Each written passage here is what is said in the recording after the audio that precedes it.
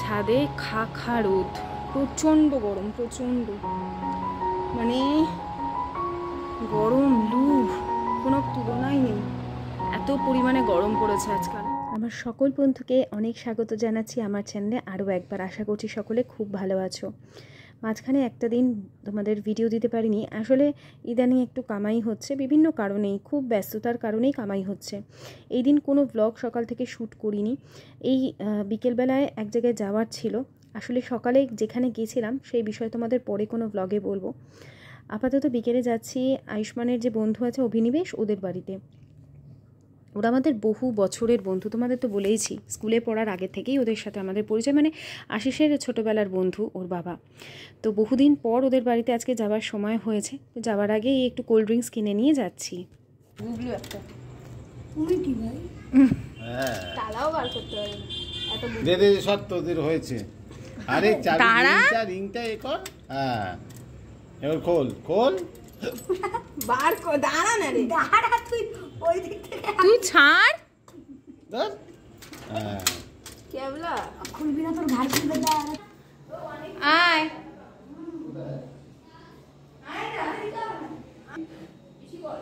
চল,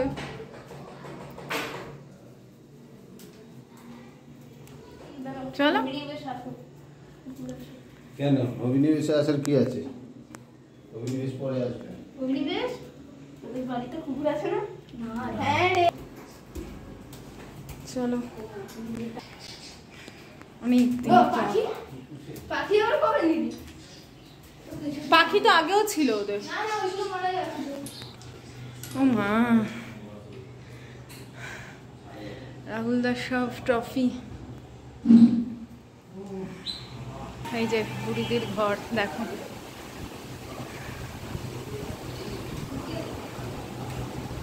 আয় কই যাস? কেন এখানেই থাক, আলো জ্বালিয়ে দে। দেখো বুড়িদি কেমন আছো বলো? ভালো, খুব ভালো আছি, গরমে আর কি ভালো থাকবো। যখন ভালো আছি তোরা স্কুলে তাই জন্য। হ্যাঁ আমি তো সারাদিন অনেক দিন পর আবার আমরা একসাথে আড্ডা দিতে এসেছি। এই যে অভিনিবেশকে তো দেখাই, অভিনিবেশ ওর বেস্ট বেস্ট ফ্রেন্ড। আমার ইয়ে পড়ে গেছে, পেছনে কাট পড়ে গেছে, রক্ত বেরোচ্ছিল। করিস না তোমায় দেখাবো, বুড়ির ঘরদোর দেখাবো। হ্যাঁ কি দেবো? তোমার রান্নাঘরটা কিন্তু সুন্দর, খোলামেলা না, হাওয়া দেখো, ঠান্ডা। এই জায়গাটা কোনো ইয়ে নেই। হ্যাঁ গ্যাস নেই নাকি? দেখ না পাইপটা আমার পুরো ফেটে গেছে। ও ওই জন্য না বাবা, এই করবে না একদম। সব ইন্ডাকশনে করেছে, ভালো ও সব। আমারও ইন্ডাকশান আছে, ইন্ডাকশানে সুবিধা, ইন্ডাকশানে করা অসুবিধা নেই। এটা কি খোলামেলা। এইদিকে কি কি দিয়ে ম্যারিনেট করলে গো? সব কিছু দিয়েছি, পেঁয়াজ পেঁয়াজ তো আদা রসুন গোলমরিচ একটু সয়া সস কুটি কুটি করে। মাঝখানে বেসিনটা ঠাকুরের? হ্যাঁ হ্যাঁ হ্যাঁ হ্যাঁ ঠাকুরের বলে আমি ইউজ করি, আমি ওটার পর থেকে কি ঠাকুরের হিসাবে ইউজ করি, মাঝখানে বেসিনটা।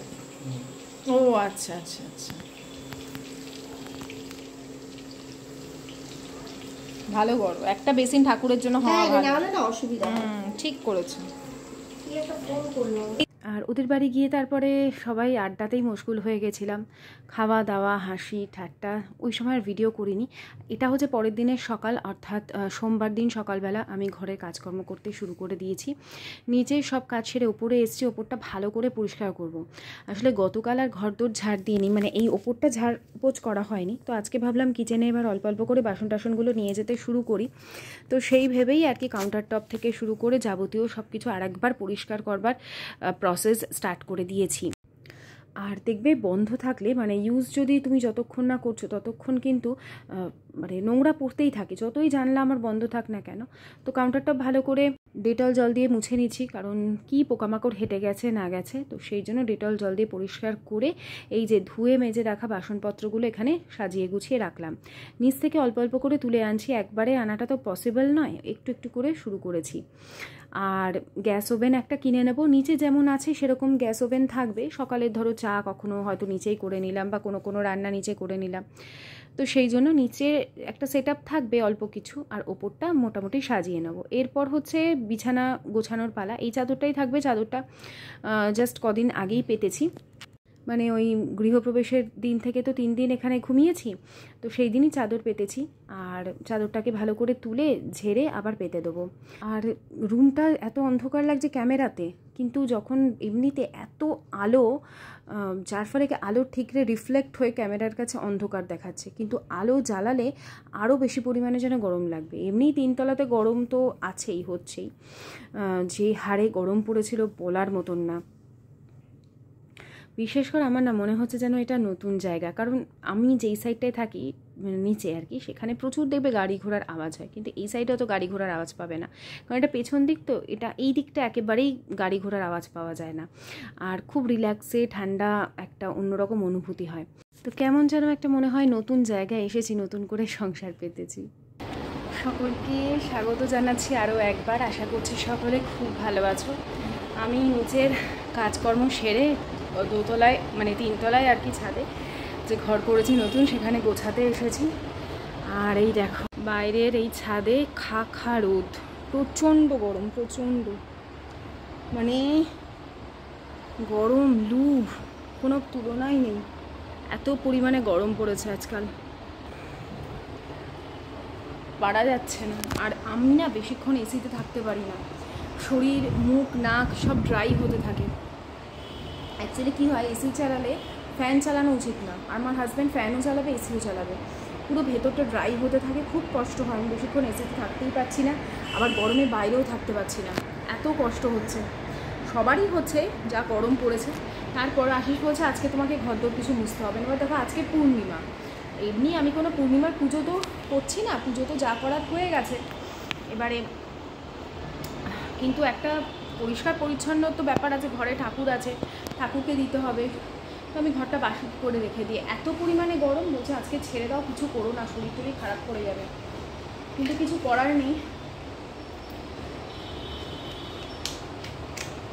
জলটা পুরো গরম, মোবাইল রাখছি বিছানার উপর, মোবাইলটা গরম হয়ে যাচ্ছে, এই যে ভিডিও করছি মোবাইলটা যেন মনে হচ্ছে ব্লাস্ট করে যাবে, এত পরিমাণে গরম। জানি না কিভাবে আমরা বাঁচবো। আমাদের তো ছাড়ো, রাস্তাঘাটে যাদের বেরোতে হচ্ছে, যারা ডেলিভারি ম্যান, কি পরিস্থিতি আমি মানে ভেবে কুল করতে পারছি না।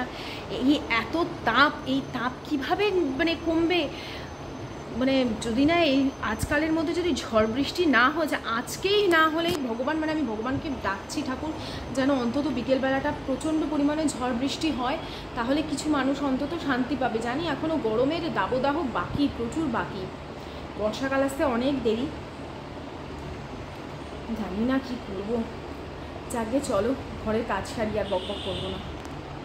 আমার অনেক বন্ধুরাই জিজ্ঞেস করছে আমি সোফাটা কোথা থেকে নিয়েছি। এটা অ্যাকচুয়ালি আমাদের কোম্পানি মানে ঘরওয়ালার, এটা কিন্তু থাকতেও পারে নাও থাকতে পারে, কিন্তু ওপরের যে লেদারটা আছে ওটা চেঞ্জ করাটা খুব প্রয়োজন। এবার আমি তো এগুলো রুমে রাখবো না, কারণ আমি একদম ছিমছাম রাখতে চাই।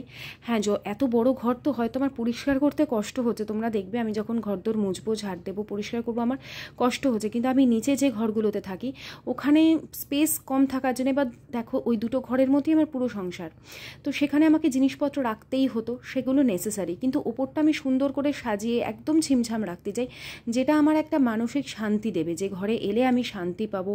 একটা সুদিং মিউজিক চালিয়ে বা একটু মানে হাঁটাহাঁটি করলাম, সবাই মিলে একটু বসে গল্প করলাম, রিল্যাক্স করলাম, সেই হেতুই এই ঘরটাকে কিন্তু বানানো। তো সেই জন্য খুব বেশি জিনিসপত্র আমি এই ঘরে রাখতে চাই না। তাও এই সোফাটা আছে। এবার দেখো বাইরে একটা ডাইনিং টেবিল দেখতে পাচ্ছ তো, ওটা কিন্তু নতুন, ওইটা আমি ঘরে রাখবো। এখন এই কর্নারে যেখানে সোফাটা রেখেছি ওখানেও রাখতে পারি, বা উল্টো দিকে যে দেওয়ালটা আছে, মানে যেটা সাধারণত টিভি ইউনিট রাখে, সেই দেওয়ালে আপাতত তো কোনো টিভি ইউনিট বানাচ্ছি না এখন, নতুন কিছু আর বানানোর কোনো প্রশ্নই নেই। যেগুলো আছে সেগুলোই, মানে যেগুলো আমাদের গোডাউনে আপাতত আছে সেগুলো দিয়ে আমি কাজ চালাবো। এখন আমি কোনো রকম জিনিসপত্র কিনে টাকা পয়সা খরচা করতে চাইছি না। বুঝে শুনে সব কিছু চলাটাই তো আমার মনে হয় সেটা বুদ্ধিমানের কাজ, তাই না? তো যা আছে সেগুলো দিয়েই চালাবো। ওই ডাইনিং টেবিলটা ভাবছি এই ইউনিট, মানে যে এদিকের বাদিকে যে তোমরা দেখতে পাচ্ছ দেওয়ালটা, ওই ঘানটা রাখবো। তাহলে কি রান্নাঘর থেকে রান্না করে আমি ডাইনিং টেবিলের ওপর রাখতে পারবো অনায়াসেই। তো এই হচ্ছে ব্যাপার। আর কোনো কিছুই এখনও নতুন এই ঘরের জন্য কেনা হয়নি, ঝাঁটাটা পর্যন্ত কেনা হয়নি। আর এই যে ঝাঁটাগুলো থাকে না, এগুলোতে এত পরিমাণে গুঁড়ো গুঁড়ো বেরোয়, এই গুঁড়ো বেরিয়ে বেরিয়েই ঝাঁটাগুলো নষ্ট হয়ে যায়। এটাও ছাদে ছিল, আমি ছাদ থেকে নিয়েই ইউজ করেছি, নিচেরটাও আনি না। নিচের যেগুলো সেগুলো তো আর্টিফিশিয়াল যে ঝাড়ু থাকে, মানে গালা কোম্পানি বা স্কচ ব্রাইট কোম্পানির আমি মনে হয় কিনেছিলাম। তো ওগুলো অনেক বছর চলে যায়, ভালোও থাকে, আর এইসব গুঁড়ো এগুলো ওঠেও না, ফলে কি ঘর ঝাড় দেওয়ার সময় এত কষ্ট হয় না। তো আগে ভালো করে ঘর তোর ঝাড় দিয়ে নিলাম, তারপরে আমি মোছামুছিটা কমপ্লিট করে নেব। আর দেখো কিচেনে এত পরিমাণে আলো ঠিকরে পড়ছে যে বলার মতন না, পুরো জানলা দিয়ে যেন ঝলসিয়ে দিচ্ছে চারিদিক, তার উপরে হোয়াইট হোয়াইট, তো সব কিছু আরও যেন রিফ্লেক্ট হচ্ছে, সে চূড়ান্ত গরম। তবে আমি বললাম না, আমি ঈশ্বরের কাছে প্রার্থনা করছি যেন আজকে ঝড় বৃষ্টি হয়। সত্যিই আজকে বিকেলে কিন্তু অনেক ঝড় বৃষ্টি হয়েছে। তোমাদের কে কোথায় থেকে দেখো আমাকে কমেন্ট করে জানিও, আর কোথায় কোথায় ঝড় বৃষ্টি হলো তোমাদের সেগুলোও আমাকে কমেন্ট করে জানিও। তো হয়ে গেছে, চলো এবার ঘরদোরগুলো মুছে নিচ্ছি। আর আমি সকালেই তোমাদের বলছিলাম না যে আমি ভগবানের কাছে প্রার্থনা করি যেন আজকে খুব ঝড় বৃষ্টি হয়। আর সত্যিই সন্ধ্যের পর খুব ঝড় বৃষ্টি হয়েছে, মানে প্রচণ্ড ঝড় বৃষ্টি হয়েছে। তোমরা জানিও যে কোথায় কোথায় ঝড় বৃষ্টি হলো, তোমরা কি কোথা থেকে আমাকে দেখছো। কিন্তু এত ঝড় বৃষ্টি হয়েও কিন্তু সেরকমভাবে মানে ওয়েদার ঠান্ডা হয়নি, একটা ভ্যাপসা গরম থেকেই গেছে। তো ওদিকে হয়ে গেছে আমার ঘর পরিষ্কার করে, এবারে চলে এসেছি, আমি সিঁড়িটা ভালো করে মুছে ফেলবো। আর এই দিকে যে জিনিসপত্রগুলো দেখছো এগুলো খুব শিগগিরই কিন্তু চলে যাবে, মানে পরিষ্কার হয়ে যাবে। কোনো একটা গাড়ি বুক করে এগুলোকে ফেলে দেওয়ার তো ইচ্ছে আছে, এখন জানি না মা যতক্ষণ না, মানে শাশুড়ি মা যতক্ষণ না বলবে সব কিছু ফেলে দেওয়া তো পসিবল নয়, কারণ এখানে ওনার প্রচুর প্রচুর মানে নিজের সংসারের জিনিসপত্র, মায়া মমতা অনেক কিছুই জড়িয়ে আছে। তো যেহেতু ঘরগুলোকে ফাঁকা করে দেওয়া হয়েছিল, ঘরের বেশ কিছু জিনিস এখানে রয়েছে যে ঘরগুলো আমরা বানিয়েছি, তো ওনাকে না বলে কিছুই ফেলে দেওয়া যাবে না। আপাতত এদিকে হয়ে গেছে, সিঁড়িটা পরিষ্কার করে নেবো, একদম নিচ পর্যন্ত পরিষ্কার করে তারপরে আমার ঘরের কাজ কমপ্লিট হলো। অনেকেই আমাকে কমেন্ট করে বলেছে পায়েল এত দায়িত্ব নিচ্ছ, পরে কিন্তু শরীর খারাপ করবে। যতদিন পারি ততদিন করি। আমার তো আগে একটুখানি কাজ করলেও শরীর খারাপ করতো, সে অনেক বছর আগের কথা বলছি, কিন্তু তারপরে আমি বহু দিন বহু কাজ করেছি। টিউবকল টিপে কাচা ধোয়া, ঘর মোছা, যাবতীয় কাজ, জল ভরে এনে জামা কাপড় ধোয়া, জল ভরে এনে বাসন মাজা, অনেক কাজ করেছি। হ্যাঁ, তখন বয়সটা হয়তো আরও অনেকটা কম ছিল, তোমরা বলতে পারো, কিন্তু ওই কাজ করলে না মনের জোর থাকে, শরীরেও দেখি জোর বেড়ে যায়। তো সেই জন্য মন খুশি থাকে আমার এই ধরনের কাজে। আর কাজে যতদিন পারি করব, তারপর শরীর যদি সায় না দেয় তখন তো লোক রাখাই যাবে। হয়ে গেছে, এখন নিচ থেকে জামা কাপড় নিয়ে এসে ভাবলাম উপরেই বাথরুম ক্লিন করা হয়েছে, তো বাথরুমে স্নান করে নিই। তো নিচে পুজো দিয়ে চলে এসেছি, ঠাকুর ঘরে পুজো দেবো। অনেকে অনেক রকম আমাকে সাজেশান দিয়েছো, সাজেশান আমি অবশ্যই তোমাদের সাজেশান সব মাথায় রেখেছি। ওই যে বললাম, আমাদের জীবন তো পরিবর্তনশীল, নিশ্চয়ই পরিবর্তন হবে, কখনো কখনো অন্য রকমভাবে কিছু আবার শুরু হবে।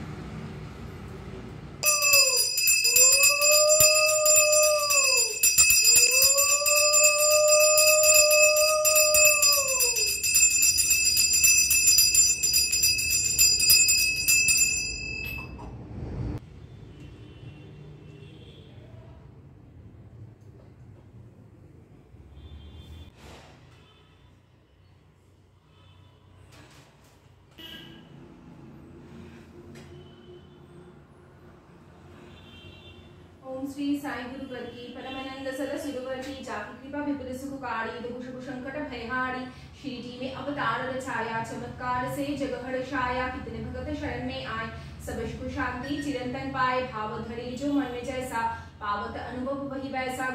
তো বন্ধুরা আজকে ভিডিওটা আমি এখানেই সমাপ্ত করলাম।